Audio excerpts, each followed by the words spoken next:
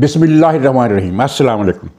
नाज़रीन, जैसा कि हमें उम्मीद थी पीटीआई की साजिश नाकाम हुई। इलेक्शन मुलतवी कराने के लिए उसने अपनी दानिश में बहुत चालाकी का मुजाहरा किया और बहुत होशियारी दिखाई। लेकिन न सिर्फ ये है कि साजिश नाकाम हुई है बल्कि पीटीआई को इसका बहुत बड़ा घाटा भी हो गया है और साथ ही एक और न्याजी की शामत आ गई है। और दूसरा पॉइंट हमारा ये है कि पीटीआई के अंदर इलेक्शन मुलतवी कराने के लिए जो सोच पाई जाती है उसकी वजह क्या है, ये राज पीटीआई के एक तर्जमान ने अपनी सादगी की वजह से या खुदा जाने किस वजह से उसने ये पोल खोल दिया है कि पीटीआई के अंदर इलेक्शन के बारे में खौफ पाया जाता है। और उसकी सोच ये है, पीटीआई के अंदर ये सोच डेवलप हो चुकी है कि इलेक्शन का इल्तवा ही ठीक है। और इत्तेफाक से ये पीटीआई के तर्जमान का ये इंकशाफ उसी रोज़ सामने आया, यानी कल सामने आया, जब शाम को ये इलेक्शन कमिश्नर को तलब करके सुप्रीम कोर्ट ने लाहौर हाई कोर्ट के जज का आर्डर मुअत्तल किया और अच्छी खासी क्लास भी ली।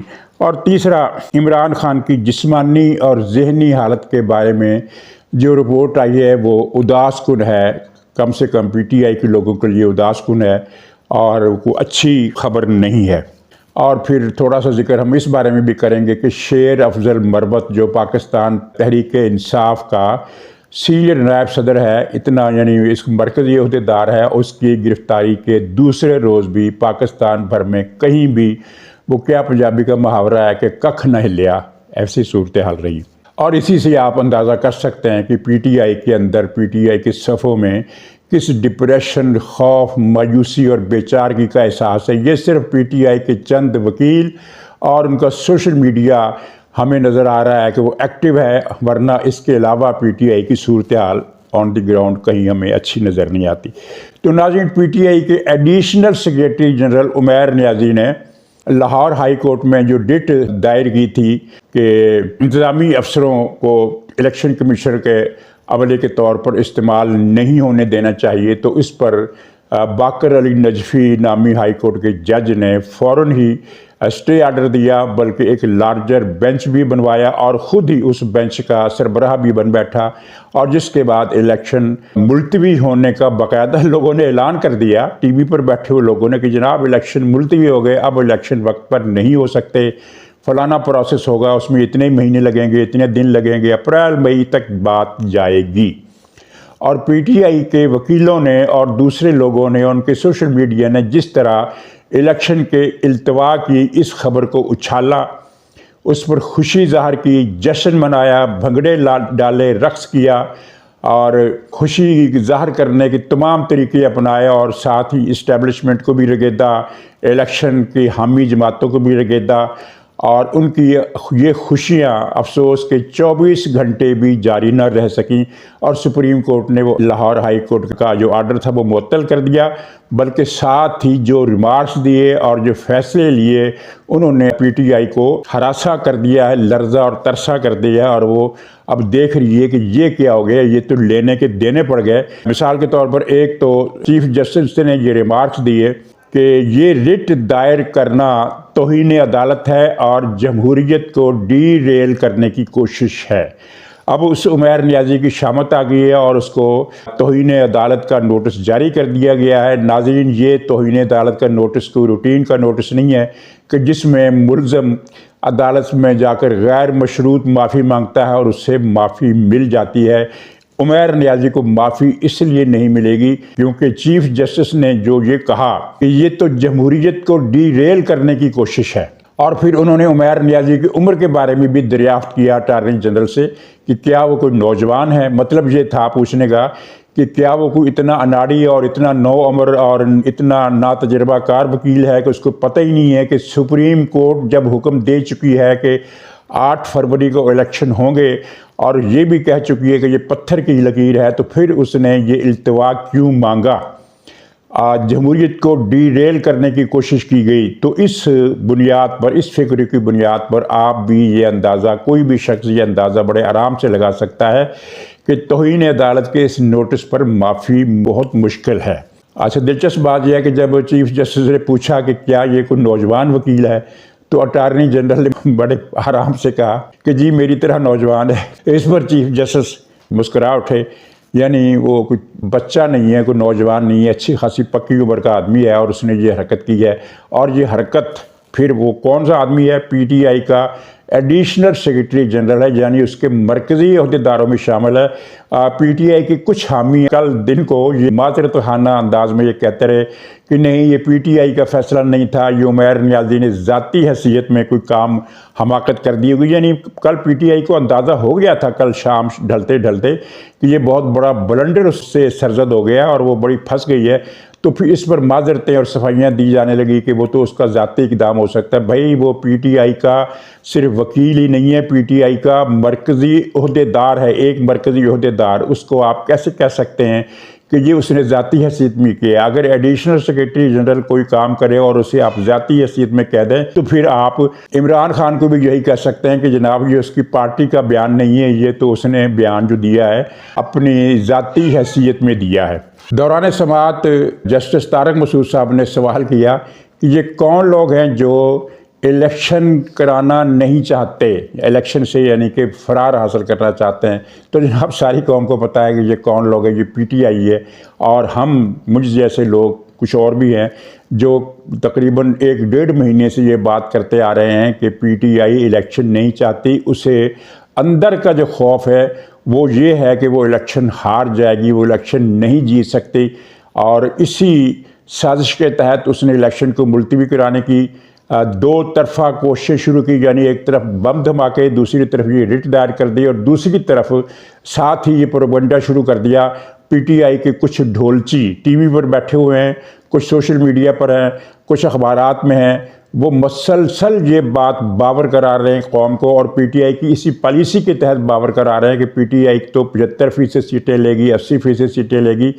यानी वो इतनी मकबूल है कि वो तो इलेक्शन का इल्तवा देखना ही नहीं चाहती, ताकि अगर कल को इलेक्शन मुलतवी किए जाएं तो पीटीआई ये कह सके कि जनाब ये तो हमारी मकबूलियत से डर के ये इलेक्शन मुलतवी किए गए हैं। तो अब खुदा का करना ये हुआ कि पीटीआई अपने हाथों ही एक्सपोज हो गई। और इस एक्सपोजर का नुकसान उसे क्या हुआ है, पूरे पाकिस्तान में ये बात फैल गई है, बच्चे बच्चे को पता है। कुछ ज़ूम्बीज़ बज़ाहिर ये शो करेंगे कि नहीं हमें तो नहीं पता, लेकिन पता उन्हें भी है कि पूरे पाकिस्तान की पब्लिक के सामने ये बात सामने आ गई है कि इलेक्शन से पीटीआई दौड़ रही है, कोई और नहीं दौड़ रहा। और उसके दौड़ने का खौफ जो है उसकी वजह ये है कि उसकी जो अंदरूनी रिपोर्टें हैं, जो सर्वे हैं, नाम नहाद जाली प्लांटेड सर्वे और तयशुदा पॉलिसी के तहत किए गए सर्वे वो एक तरफ, लेकिन पीटीआई के जो अंदरूनी सर्वे हैं, जो उनको अपनी अंदरूनी रिपोर्ट का अहवाल है वो उन्हें अच्छी तरह पता है। इसका इजहार पीटीआई के एक तर्जमान हैं मंसूर आफाक साहब, ये रोज़नामा जंग में कालम लिखते हैं। तो इन्होंने एक मजमून लिखा है जंग में, कल की इशात में। उसमें एक तो इस बात की भी तायीद की गई है कि पीटीआई को पता है कि लोग बम धमाकों का इल्ज़ाम पीटीआई पर लगा रहे हैं, यानी कि पीटीआई की इमा पर टीटीपी वाले ये बम धमाके कर रहे हैं। इसका भी जिक्र उन्होंने किया। यानी मतलब ये है कि पीटीआई को भी अच्छी तरह पता चल गया है कि पब्लिक परसेप्शन इन धमाकों के बारे में क्या है। तो लेकिन जो हमारा नुक्ता है ना इलेक्शन से जो खौफ है, तो उसमें उन्होंने लिखा है, अपने कालम में लिखा है, मैं उन्हीं के अल्फाज बताता हूँ बजाय तर्जमा करने के, कि इस वक्त पीटीआई में 2 तरह की सोच रखने वाले लोग मौजूद हैं। एक वो जो पीटीआई के पुराने कारकुन हैं, वो नहीं चाहते कि फौरी तौर पर इलेक्शन हो, वो नहीं चाहते, क्योंकि वो सिर्फ पीटीआई के बानी को ही पीटीआई समझते हैं। तो खैर उन्होंने अपनी तरफ से दलील देने की कोशिश की है। और दूसरे लोग वो हैं जो अभी अभी पीटीआई में शामिल हुए हैं, जिनमें ज़्यादातर वकला हैं जिनका इन दिनों पीटीआई पर कब्ज़ा है या कराया गया है। वो चाहते हैं कि इलेक्शन फौरी तौर पर हों। ये वो नुक्ता है जो तर्जमान साहब अपनी पार्टी की सियासत के हवाले से कुछ मकसद हासिल करना चाहते होंगे, लेकिन वो बड़ी सादगी में ये नुक्ता बयान कर गए, ये राज खोल गए कि पीटीआई अंदर से डरी हुई है।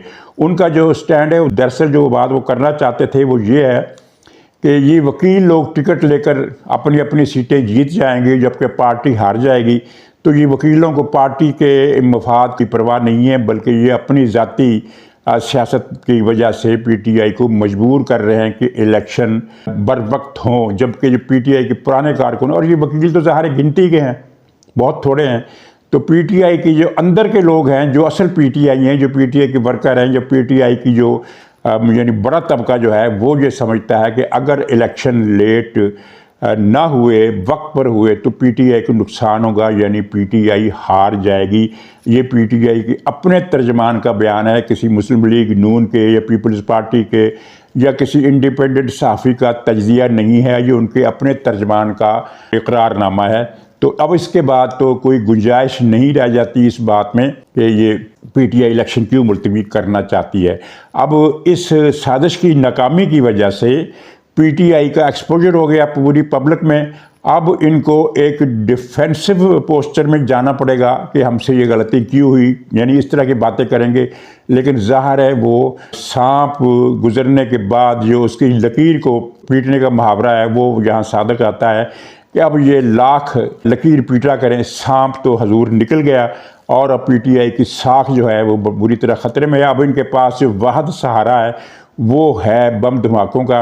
और मैं ये बात डंके की चोट पर कहता हूँ, इदारों को इल्म है कि इन धमाकों के पीछे पीटीआई। ये कल फिर एक और धमाका हुआ है जिसमें 4 जवान पुलिस के शहीद हो गए हैं। तो ये धमाकों का तसलसल जो है ये इसके जारी रहने का ख़तरा है, बल्कि ख़तरा खुदा न खासा ये भी है कि कोई ज़्यादा बड़ा वाक़या ये ना कर दें, क्योंकि इनका जो अल्टीमेट टारगेट है आज़ाद पुख्तूनिस्तान का क़याम, इनके लिए इन्होंने सर धड़ की बाजी लगानी है।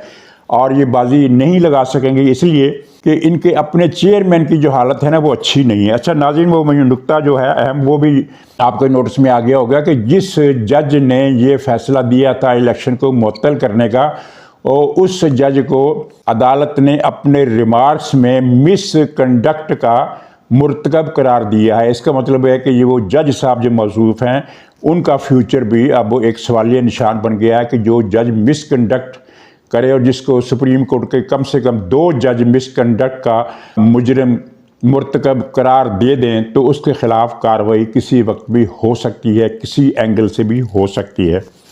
तो नाज़रीन, ये तो पीटीआई का जो ढोल था बुरी तरह फटा। और मैं अगर कोई मुझसे पूछे तो मैं कहूँगा कि जनाब उमैर नियाज़ी साहब जो हैं वो तो मोहसिन हैं इस कौम के, मोहसिन है इस कौम के कि उन्होंने पीटीआई को नंगा कर दिया। पीटीआई को नंगा, वैसे तो बहुत सारे लोग पीटीआई को नंगा कर चुके हैं बार बार, लेकिन ये ऐसी अनोखी नंगी है कि नंगी होने के बावजूद भी इसका इसरार है कि नहीं मैंने तो जनाब 7 पीसेस का सूट पहना हुआ है। तो बहरहाल अपनी ही यानी उमैर नियाज़ी साहब ने अपनी ही पार्टी को नंगा कर दिया है और मज़ीद नंगा कर दिया है और अपने हाथों नंगा कर दिया है। तो अब पीटीआई का चेहरा जो है वो जो उसको आप बस देखते जाइए और उसका लुत्फ़ उठाते जाइए। तो नाज़रीन, जनरल फैज़ का जो केस है उसका एक पहलू इसी मामले से जुड़ा हुआ है।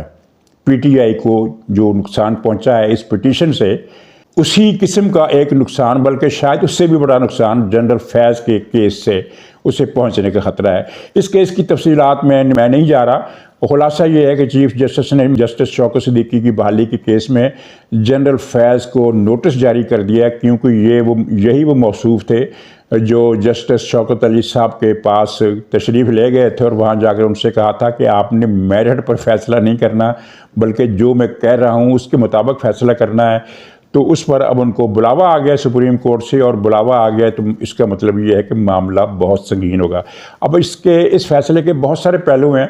मसलन क्या ये बेल जो है वो मंडे चढ़ सकेगी कि नहीं चढ़ सकेगी, और इसके इत्तलाक़ात क्या होंगे, क्या फैज़ पेश होंगे, क्या फैज़ के, और अगर फैज़ ने कुछ बयान दिया खुद आकर या अपने वकील के ज़रिए, तो उस बयान में लाजमी बात है कि वो ये कहेंगे कि मैंने तो जो कुछ किया वो बाजवा के कहने पर किया, वो आर्मी चीफ था, तो उसके बाद बाजवा की पेशी का मैदान भी हमवार हो जाएगा और उसको भी एक नोटिस चला जाएगा। जो लोग ये कह रहे हैं ना कि जनरल बाजवा को नहीं बुलाया, तो जनाब दरअसल ये चीफ जस्टिस साहब डर गए हैं। बात यह है कि इस स्टेज पर तो जनरल बाजवा को बुलाने का, उनको नोटिस देने का कोई तुक बनता ही नहीं है, क्योंकि जस्टिस शौकत सिद्दीकी ने जो शिकायत की है उसमें नाम तो उन्होंने 2 अफराद के लिए जो उनके पास आए थे, एक को ब्रिगेडियर साहब थे और एक ये जनरल फैज़ साहब थे। बाकी जो नाम थे वो तो बिलवास्ता तौर पर आते हैं, ख़ास तौर पर बाजवा का नाम तो इसमें कहीं है ही नहीं। ये एक फ़र्ज़ किया गया है और फ़र्ज़ बिल्कुल दुरुस्त किया गया है, लेकिन अभी तक ये मफरूज़ा ही है कि जनरल फैज़ ने ये काम जनरल बाजवा के हुक्म पर किया या जनरल बाजवा की मुशावरत से या उसकी शराकत से किया। ये मफरूज़ा जो है ये हकीकत पर मबनी है, लेकिन ये कानूनी तौर पर हकीकत तब बनेगा जब इस मामले का कोई किरदार जनरल बाजवे का नाम लेगा अपनी सफाई देते हुए।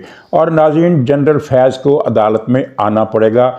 हमारी एक रवायत है माजी की, वो अब तब्दील होने जा रही है। इस पर हम किसी अलग प्रोग्राम में बात करेंगे।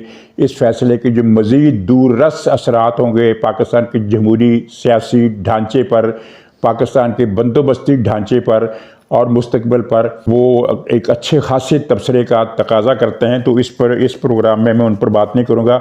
मैं सिर्फ इस एक नुक्ते पर बात कर रहा हूँ कि जब जनरल फैज़ को बुलाया जाएगा और ये चीज़ ज़ाहिर हो जाएगी, साबित हो जाएगी कि जनरल फैज़ और बाजवा ने ये सब कुछ किया इमरान खान को फ़ायदा पहुँचाने के लिए, जिस तरह के चीफ जस्टिस ने ये सवाल भी किया कि ये जो हजरात हैं इन्होंने ये सब कुछ किया तो क्या ख़ुद वज़ीर-ए-आज़म बनने के लिए किया या किसी का सहूलतकार बनने के लिए किया। तो पीटीआई के रहनुमा हैं हामिद खान साहब, जो इस केस में जस्टिस शौकत सिद्दीकी के वकील हैं। वो क्यों वकील हैं वो एक अलग किस्सा है, उनकी पुरानी ताल्लुकदारी है किसी न किसी हवाले से। तो हामिद खान को गोल मोल अंदाज में ये बात मानना पड़ी कि हाँ, तहरीक इंसाफ को इमरान खान को फ़ायदा पहुँचाने के लिए ये काम किया गया। ये तो भी एक फ़िक्रा है। अब इस केस में जब ये तफसील सामने आएगी तो वो यही होगी कि ये सारा जो भिंडार फैलाया गया, ये सारा झमेला जो खड़ा किया गया, ये इमरान खान को बरसरे इक़्तिदार लाने के लिए किया गया। और उस वक्त की पूरी फौजी इस्टेब्लिशमेंट, जनरल बाजवा से लेकर जनरल फैज़ तक और ब्रिगेडियर किसी मीर से लेकर कर्नल लियाकत तक, जितने भी ताकतें थी फ़ौज के अंदर बलाई तबके में, यानी इदारा जाती सतह पर जो मौसर कमांड थी, बिल्कुल सारी की सारी इमरान खान को लाने पर तुली हुई थी। और इमरान खान को लाने के लिए उन्होंने सब कुछ तहोबाला कर दिया। इसका नुकसान क्या होगा, जब ये चीज़ें हाईलाइट होंगी, मीडिया में आएंगी, इन पर तबसरे होंगे, इसकी तफसीलात आएंगी, बयानात आएंगे, क्रॉस क्वेश्चनिंग आएगी, हर चीज़ जब आएगी तो हर आदमी पर ये हकीकत खुल जाएगी कि इस वक्त ख़ुद को एंटी एस्टेब्लिशमेंट के तौर पर पोस्ट करने वाली पार्टी की असल हकीकत क्या है। एस्टेब्लिशमेंट का ये टूल थी पीटीआई, एस्टेब्लिशमेंट का मोहरा थी, एस्टेब्लिशमेंट की पपट थी, एस्टेब्लिशमेंट की सहूलतकारी से इसने ये इलेक्शन जीते या इसको जितवाए गए।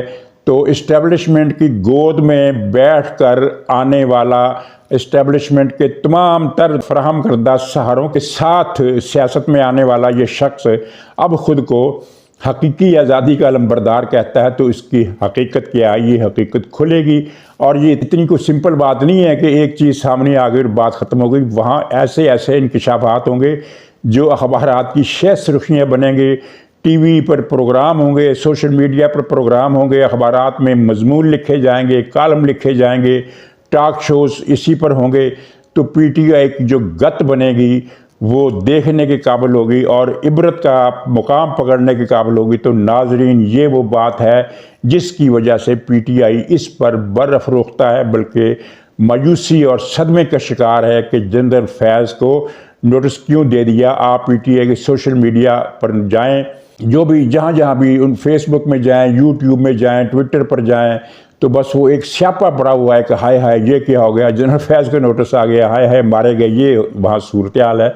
तो उसकी जस्टिफिकेशन भी है, ये वजह है जिसकी वजह से ये सारा हंगामा है। नाज़रीन, अब पीटीआई का जो नायब सदर है, नाम नहाद, वो क्या नाम है, मरबत, बशीर मरबत, तो ये जो है परसों पकड़ा गया था और इन्होंने कहा था कि जनाब कल वकीलों का तूफ़ान निकलेगा और पता नहीं क्या कुछ बहा ले जाएगा, वकील जो हैं वो बिफर गए हैं और अब सड़कें वकीलों से भर जाएंगी। नाज़रीन, पाकिस्तान की किसी सड़क पर कोई वकील नज़र नहीं आया।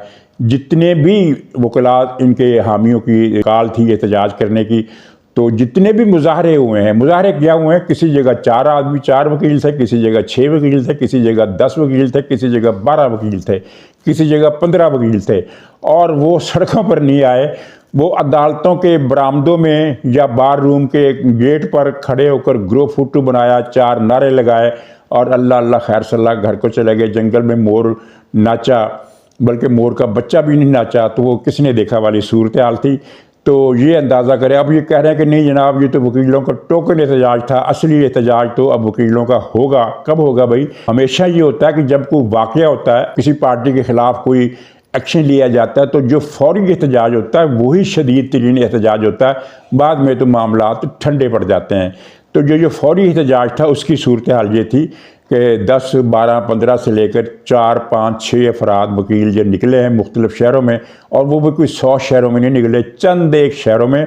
और निकले कहाँ हैं? बार रूम्स के बाहर, अदालत के अहाते में, अदालतों के बरामदे में। उन्होंने 4 कदम चले, एक जगह खड़े हो गए, नारे लगाए, और फिर उसके बाद वो रुखसत हो गए, अपने अपने चैम्बर्स में चले गए अपने काम पर। अब इन्होंने हड़ताल करनी है, तो ये पीटीआई की वकील तो तकरीबन 1.5 साल हो गया, हर तीसरे हफ्ते इनकी एक हड़ताल होती है, और ऐसी हड़ताल होती है किसी को पता ही नहीं चलता कि वकीलों की हड़ताल थी। तो ये शेर मरबत का जो वाक़या है ये भी इस बात को अब ज़ाहिर कर रहा है कि पीटीआई के लोग जो हैं वो बाहर निकलने की कैफियत से बाहर निकल चुके हैं, यानी बाहर निकलने की कैफियत से बाहर निकल चुके हैं। अब वो कैफियत इन पर तारी नहीं होती कि हमें सड़कों पर आना चाहिए। हालांकि अगर शेर मरबत की गिरफ्तारी पर 4 आदमी अगर सड़क पर आकर एहतजाज कर देते तो उनके साथ क्या हो जाना था? आज 4 नारे लगाते और चले जाते घरों को। पुलिस ने उनके पीछे ताक़ुब करना था, कोई ड्रोन तैयारा भेजना था कि कौन किस घर में जा छुपा है। लेकिन नहीं जनाब, ना ताकत है, ना कबूलियत है, ना हिम्मत है, सिर्फ सोशल मीडिया है और उस पर बकवासबाजी है। तो नाज़रीन इजाज़त दीजिए, इंशाअल्लाह ताला अगले प्रोग्राम में फिर मुलाकात होगी। तब तक के लिए खुदा हाफ़िज़।